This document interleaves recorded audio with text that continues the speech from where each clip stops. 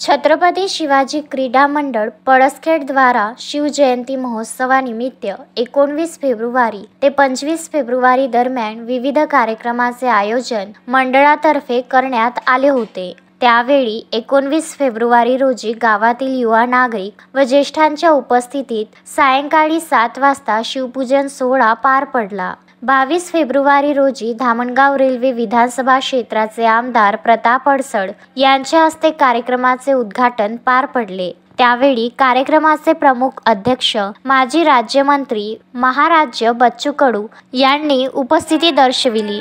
सोबतच जिल्हा सहकारी बँक अमरावती उपाध्यक्ष अभिजित ठेपे सुद्धा पाहुणे म्हणून उपस्थित होते। 23 फेब्रुवारी रोजी शिवभजन सोहळा पार पडला व 24 फेब्रुवारी रोजी जाहीर कीर्तनाच्या कार्यक्रमाचे आयोजन करण्यात आले होते।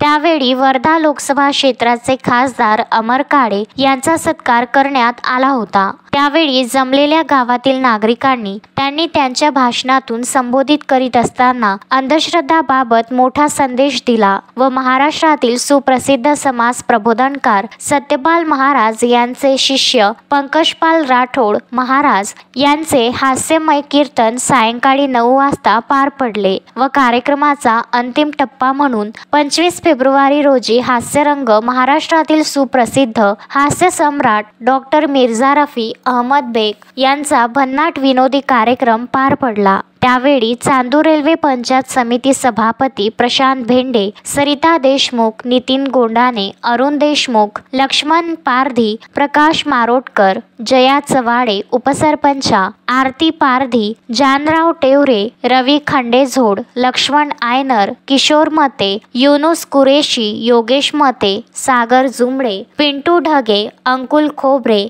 यासह आदी मान्यवर उपस्थित होते। त्यावेळी छत्रपती शिवाजी महाराज क्रीडा मंडळ पळसखेडच्या सर्वत्र कार्यकर्त्यांनी मोठे परिश्रम घेतले। संस्थापक अध्यक्ष पुरुषोत्तम पारधी यांनी कार्यक्रमाचे आभार व्यक्त करून सर्व मंडळातील सदस्यांचे आभार व्यक्त केले व गावातील नागरिकांचे सुद्धा आभार व्यक्त केले व कार्यक्रम संपन्न झाला असे घोषित केले। 2 लाख महिला होत्या, 2 लाख पुरुष होते आणि त्या महाशिवपुराणमध्ये ते जे महाराज होते ते मंचावरून बोलताना बोलले का तुमचा पोरगा 12 महिने शाळेत नाही गेला तरी चालेल, तुमच्या पोरानं 12 महिने पुस्तक नाही उघडलं तरी चालेल, फक्त एक काम करा, त्या बेलाचं एक पान घ्या, त्या बेलाच्या पानावर मधात सहज लावा आणि ते सहज लावलेलं बेलाचं पान महादेवाच्या पिंडीवर ठेवा आणि महादेवाच्या पिंडीवर ठेवून फक्त महादेवाकडे एवढी प्रार्थना करा का हे महादेवा, माझ्या पोरगं 12 महिने शाळेत नाही गेलं, माझ्या पोरगं 12 महिने त्याचं पुस्तक नाही उघडलं, तरी मी तुझ्याकडे प्रार्थना करतो का माझ्या पोराला पास करून दे। एवढं जरी केलं तरी तुमचा पोरगा 100% पास झाल्याशिवाय राहणार नाही।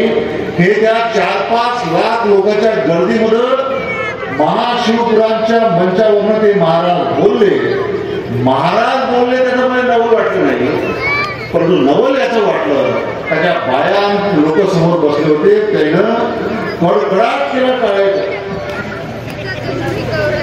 3-4 लाख लोक त्याच्यावर 2 लाख महिला त्यानं कडकडाट केला टाळायचा। कुठल्या मुद्द्यावर? का बेलाचं पान घ्या, बेलाच्या पानाला सहज लावा, सहज लावलेलं बेलाचं पान महादेवाच्या पिंडीवर ठेवा आणि मनोभावे प्रार्थना करा का पोरगं 12 महिने शाळेत नाही गेलं, पोरानं 12 महिने पुस्तक उघडलं नाही तरी पोरगं पास होऊ द्या। तुम्ही टाळ्या वाजवता भावा, अजून वाजवत नाही। सावित्रीबाई फुले रडून राहिले असं वाटून, सावित्रीबाई फुले रडून राहिले असं कारण स्त्रियांना शिक्षणाचा अधिकार नव्हता।